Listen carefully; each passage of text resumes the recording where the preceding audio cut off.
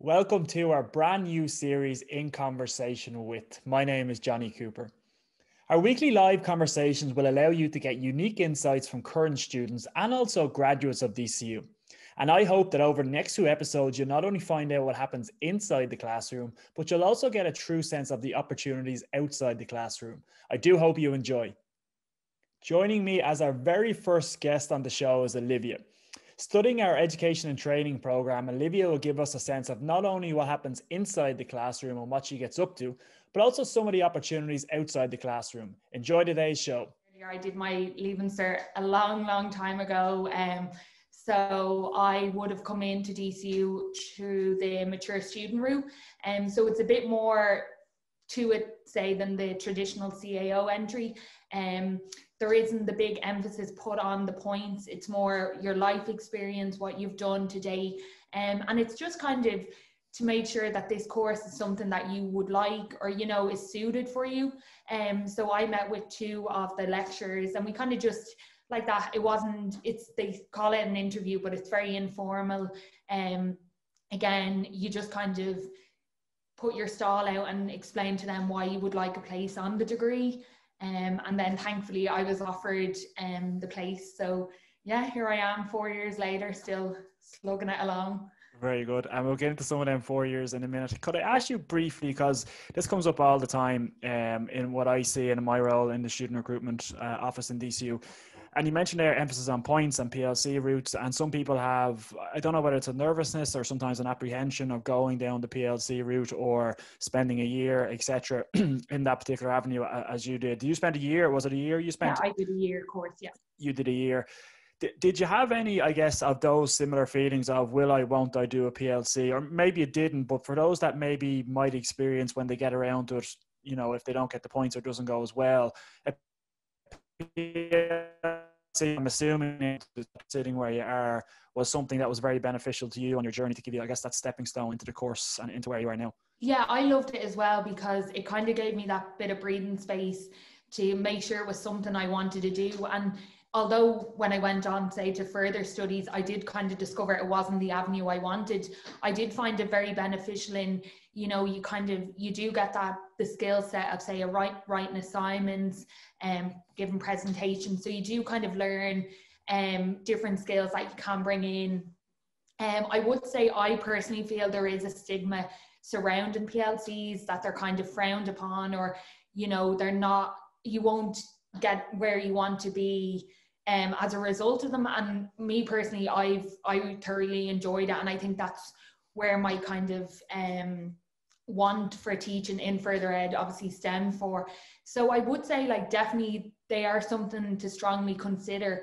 Obviously I'm not taking away if you can go directly into something you want in a shorter space of time, of course go ahead, it's a lot more beneficial. But if it is something that maybe you're sitting on the fence, you don't know whether it's something you like is a major passion, I would say there's no harm in kind of taking that year back, especially if you're, say, younger, doing your Leaving Cert. It is, we're like, it's a great year, and a year flies, in fairness.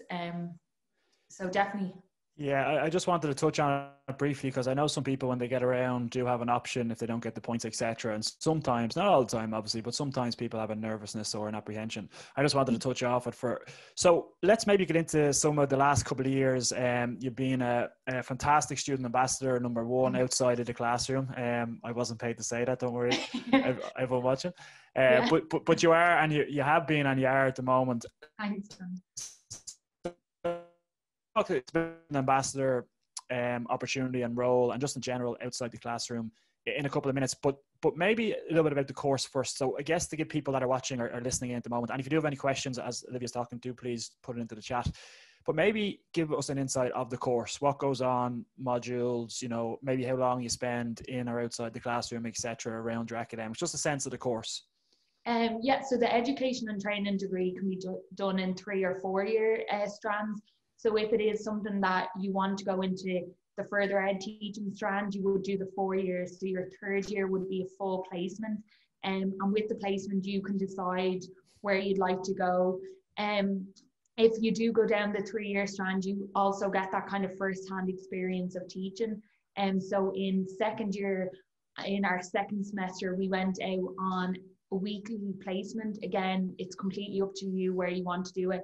A lot of students went into primary school settings because that's the, you know, the strand they wanted to go down. Other people, like for myself, I went to a migrant access program. So it was a program that were for students who had come from all corners of the world, and with students from Thailand, Sierra Leone, and then some right in Europe as well, from like the likes of Albania, Romania. So our job was to just prepare them for education in the Irish system. So a lot of them would come in with no English or very little English. So we would be kind of preparing them for that.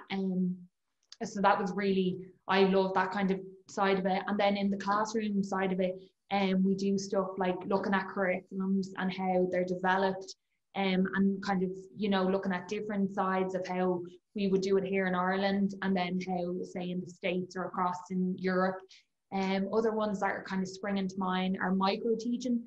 So you would get up in pairs and you would pick a topic of your choice, and you would just solely teach on that topic for between 5 and 10 minutes.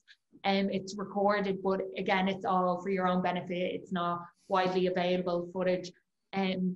And then obviously you'd review that and kind of just see, you know, what you do well and then what you might need to develop on.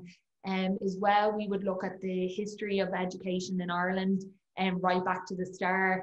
And that it doesn't sound as exciting, but it's actually a very enjoyable module, because you kind of, you know, you yourself come through an educational system and you kind of see where it was before then. So yeah, they're kind of ones that spring to mind. As well, actually, we look at like assessment, so how the different forms of assessment and which are beneficial, and say learning styles of different learners, because obviously say myself and yourself, Johnny, would learn in different ways, and it's just kind of trying to accommodate the classroom that you have and make sure everyone is engaged in your lesson and is getting the most out of it. And some, thanks for that, Olivia. And some people listening now at the moment may or may not be aware that DCU has 3 academic campuses: Mater Dei, St. Pat's, Drumcondra, and our Glasnevin campus. In terms of your time, because some people are interested in where they spend their time in education and training program that you're in, do you spend some of it in different campuses, all of it in the one campus? Is it split depending on the year? What's your experience on that been? So we've been based solely on St. Pat's campus. That would actually be, I think it's the best of all 3, but there'll be a few people that beg to differ on that one. So yeah, we'd solely be in St. Pat's, and we would have roughly about 12 hours of contact. So that would be between lectures and tutorials, and then outside of it. And, you know, some people may say, oh, 12 hours, it's not, you know, there's not much to it.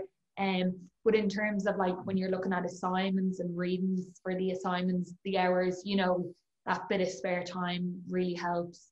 And as well, it kind of gives you an opportunity to get involved outside of the classroom within the societies. And as well, I don't know if there's, some people still think that the 2 campus are like, it's Pat's and DCU, but it's completely not. Like, all the societies have events down on St. Patrick's campus as well. So you're definitely not disconnected from Glasnevin campus. Why do you love St. Pat's campus so much? Spill the beans. So I actually don't know if you've been down recently. Actually, no one's been down, but so we actually got a new state-of-the-art Lidl, and when you're in it, you'd actually think you're in another European city. We have Tesco down the road. We don't have Dave from Londis. That's one thing we don't have, but we do have a new Londis. What else? We have a Domino's across the road. Just our food array is a lot better than Glasnevin, and it's just, and it's smaller campus, but I just think it's a lot more beautiful than Glasnevin. Not to take away from Glasnevin, it is quite beautiful, but I just think Pat's is just a little bit better. For those that don't know Dave, who Olivia is referring to, Dave is the friendliest shopkeeper that we have, as long as I can remember, and I was a student at DCU, that we've had on the Glasnevin campus. So I hope Dave isn't watching, because he will take umbrage to your comment, but I do accept it nonetheless. So So that was a little bit about the course. I guess maybe for those that are listening and tuning in at the moment, and I know it's because college officially only started week 1 on Monday gone, but I guess with the first couple of days so far, with maybe I guess the current situation, everything else, how is it? Can you people how it's going at the moment? I know it's only a couple of days, but so far, how's I guess classes been and online and that type of thing? Yeah, I think it was very daunting, you know, everyone's in kind of uncertain times. But I would say I've found certainly myself, like lecturers are so accommodating, you know, they know like they're going through it themselves as well. So yeah, it's a bit of a different way of adapting. But when you kind of get into the swing of it, you kind of do forget, you know, that you're not in a classroom as such. Obviously that classroom interaction, nothing, you know, no kind of Zoom call you'll ever get the same. But I would say I thought it would be a bigger issue and I'd find it more difficult. Now I know we're only 2 days in, so maybe get back to me in like week 5 or 6. But no, definitely, you know, they're all very accommodating in terms of making sure, you know, the links are sent out and different stuff and that people can access it and stuff. It's just, I've just found it really accommodating and everyone, you know, knows that we're all in the same boat. And I think you mentioned it there as well, but it's worth just highlighting obviously things at the moment anyway, as they stand. Hopefully we'll get to move in a safe way towards campus and face-to-face and so on. Yeah. But there is, I guess, an ability to interact still. Okay, it might be online or it might be via an application or Zoom or whatever it may be, but there is that opportunity to interact, and please God in a couple of months' time. But at the moment, that's the experience. Ava just asked how many points are required. 309, Ava, was the course points this year, so thanks for that. And what is the end qualification for this? Is that supposed to be course? I think it might be supposed to be. You touched on that already, but do you want to go into anything else on the, yeah, I guess, I will. opportunity? Yeah. I think that's our big question. Maybe the only kind of downfall is I don't come out with a subject as such. I don't see it as a major downfall or in terms of disadvantage. But I would say a lot of my classmates would use it, say, into the master's route for the primary teaching. And so because we would do similar modules kind of on like classroom techniques and different stuff like that. But in terms of the qualification, if you do the 4 years, you get your teaching council number. So you would be able to go into any kind of setting, whether that be here in Ireland or in Europe or internationally. You would just need to kind of, obviously depending on different countries have different kind of recommendations and criteria. So you'd obviously have to check those before applying for jobs. But in terms of like settings, so you could go into anywhere that offers QQI qualifications, is where we can go in to teach. So the likes of UTREACH, any of the further ed settings, where else can we, and then other people as well kind of go into the business side of it. See, I'd be very focused on like the further ed side, that I probably forget to chat about the business. So like if you go into any company and go into their training department, you could go in and be a facilitator in there. You could look at policies within the business on training employees. So there's definitely a lot of different strands. A past pupil last year, he's actually gone on to do a master's in psychology. So there is a lot of different avenues you can go down. It's not as like restricted in that sense. Yeah, and it's probably a general point or something worth mentioning. I did a sports science degree in college, and I guess off the back of any degree that you can do, you can take it and use it. Like you mentioned, like a PME, a master's in education, you mentioned psychology, you mentioned some other routes there. So it does open the doors. So I guess it is, and doesn't have to, well, it doesn't have to be a course that maybe you know exactly what you want to do from day one. And maybe you do, and that's great too, but there is opportunities, I guess, maybe to highlight that. Could you give us, and thanks for the 2 questions that came in. There's a Q&A down the bottom of your screen. So if you do have any questions, please do keep them coming. We have about 8 or 9 minutes left anyway. So do keep them coming in. Olivia will be happy to answer anything that you have. Can you give us a sense, and again, I know it's only early days, but so far, or typically maybe more so because you mightn't know exactly, but what the next couple of weeks in terms of assignments, in terms of class time, in terms of modules that you might have? Give us a sense, I guess, the next couple of weeks of what's ahead, as much as you know it. Okay, so like today I had lectures from say 10 to 1, and we kind of just got an overview of what the coming weeks have. Again, assignment kind of deadline dates were put out, just kind of, you know, so people can keep on top of them. Obviously being in final year, it's a bit more, there's a bit more of a demand on us than say other years. So yeah, so I'll be in like Tuesday, Wednesday, Thursday, say roughly 9 to 1 or 10 to 2. And then, you know, in between those days, I'll probably have to, obviously I'll have to be working on Monday and Friday and stuff. So it's just been a nice, easy kind of break back into the run of it.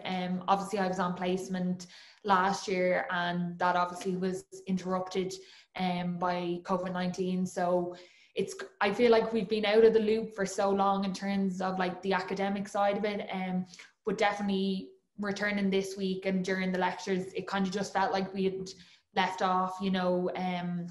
It didn't seem as though the break was that long. And I would say, you know, to people coming forward, especially with the online platform, like just don't be afraid to engage, you know, and like just get involved in it, is what I would say with in terms of the online, because it is obviously daunting, you know, it's nothing we've been ever used to before, but definitely just engage with it as much as you can, because you'll just reap the rewards. I have so many questions, and I know we're running out of time, so I do want to touch on two things in particular. Zara asked that you might notice, Olivia, and if you don't, that's okay, how many people go on to a PME? Would you have an idea? And again, you mightn't. I'd say out of a class of 60, I'd say 45 roughly go on to that route. Well, I would say as well, it's a lot more competitive, but yeah, I think this degree does give you a very good base to work off, as well. You know, because we wouldn't have as many, say, contact areas, you could definitely work on maybe areas, like friends of mine who maybe wanted to get their Irish to a higher level, use that kind of over the 3 years to build that up. And obviously there's great supports within DCU, between societies and different supports to get that Irish up there.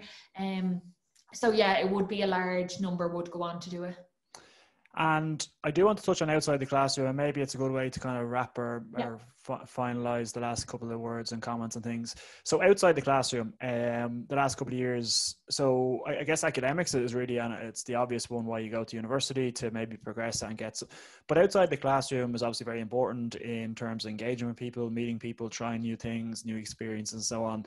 So you have been, and it's not the only thing you've been doing outside the classroom, but you have been a student ambassador. So maybe could you give us a sense of not only being a student ambassador and what that brings and opportunities, but maybe just outside the classroom and life in general, clubs and societies, or just different experiences that you would have so far anyway?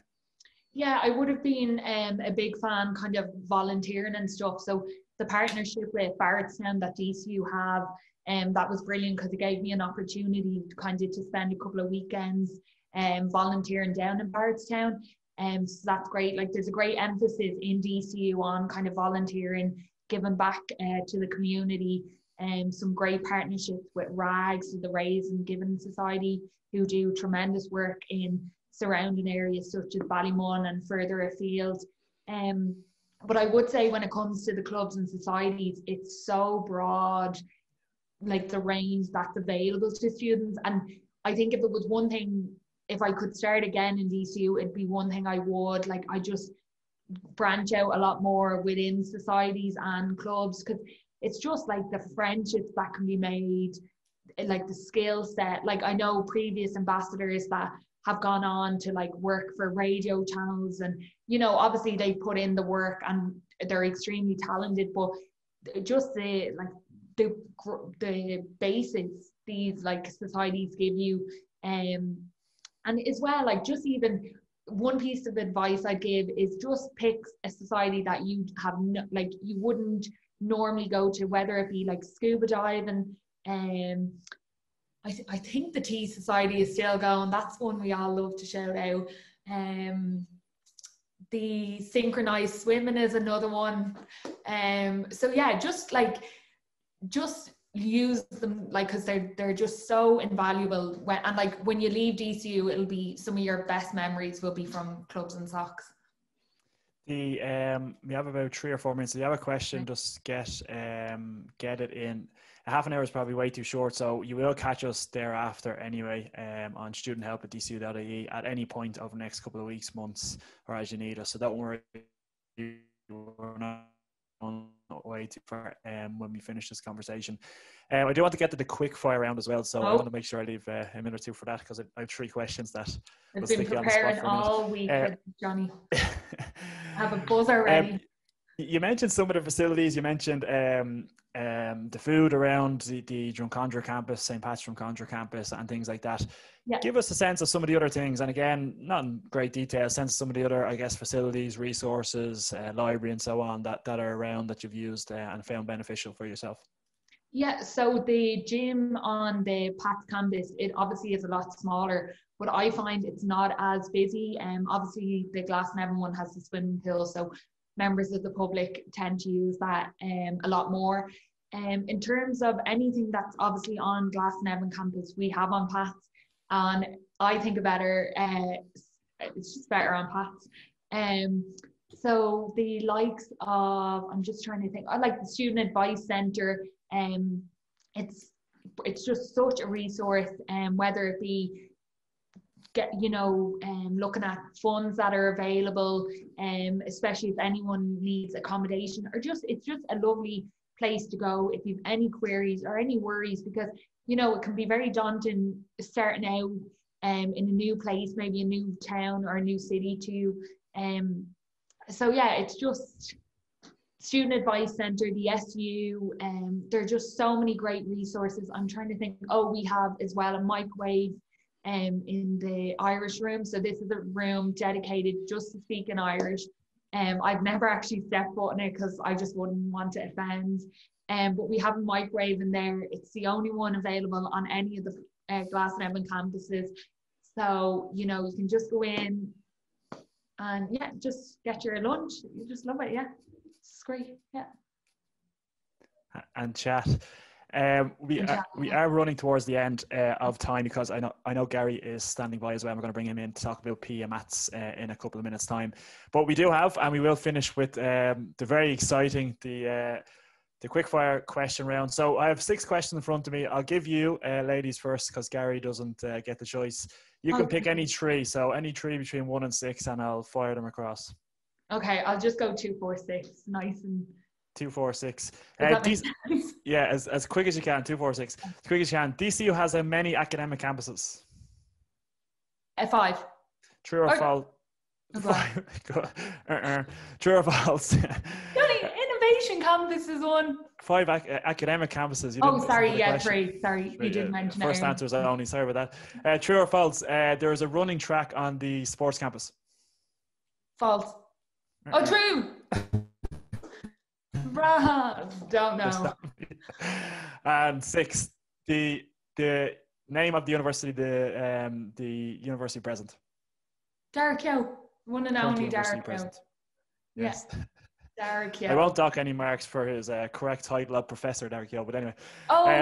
So we're nearly. You're okay. I'll give you that. So just for clarity, you got 1 out of 3, but you did have 2 late guesses, so we'll give you maybe 1.5. I actually think the internet broke up, so there was a bit of a delay, but we won't argue. We won't argue. There's always something. I just wanted, before I wrap up and before I just take a brief break, if anybody wants to head away and get a cup of tea or a bit of water, and I just wanted to let everyone know that you will get us anytime on studenthelp@dcu.ie. There's loads of other ways of getting in touch with us across all social media platforms. We have blogs online. We have various other resources online that you'll catch, not only staff members like myself, but students and student ambassadors who are more than willing and always willing to help out and share any knowledge or insights into the course. So just leaves me to say, on behalf of everybody watching, Olivia, thank you for your time. I hope everybody found it interesting, both in and outside the classroom. Half an hour is nearly too short. But anyway, hopefully we covered some value there for people. So before I just maybe go to a quick ad break, if you like, I just want to let everyone know that Gary is coming up next, I'd say in about 90 seconds time. We'll bring Gary in to talk a little bit more about PM maths. So Olivia, thank you very much. Gary is standing by. So Olivia, we'll catch up with you soon.